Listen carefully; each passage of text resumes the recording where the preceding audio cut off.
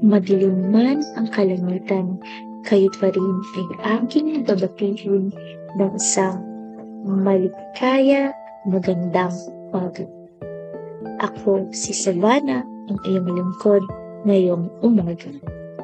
Maraming isyu ang ating tututukan at bibigyang pansin para mapalawak ang ating kaalaman patungkol sa ating paligid.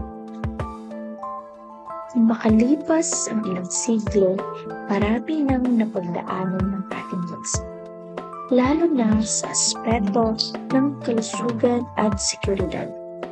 Bawat isa, mayroon tayong mga kapwa Pilipino na nagtatrabaho kahit man sa araw ng Pasko, sapagkat mas binibigyan nila ang halaga ang kapakanan ng kapwa Pilipino na nangangailangan ng tulong. Sa likod ng selebrasyon ng Kapaskuhan, may mga taong pinipiling nagserbisyo para sa ikabubuti ng. Kaya huwag nating kalimutang magpasalamat sa kanila sapagkat sila ang bayani at naging sandigan natin sa pagkakaroon ng isang maligayang Kapaskuhan at ng bagong pagod.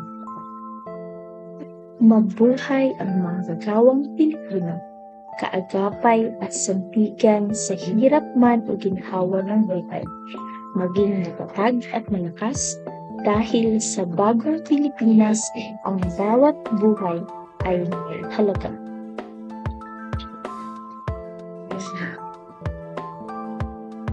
Ako si Savannah, naglilingkod sa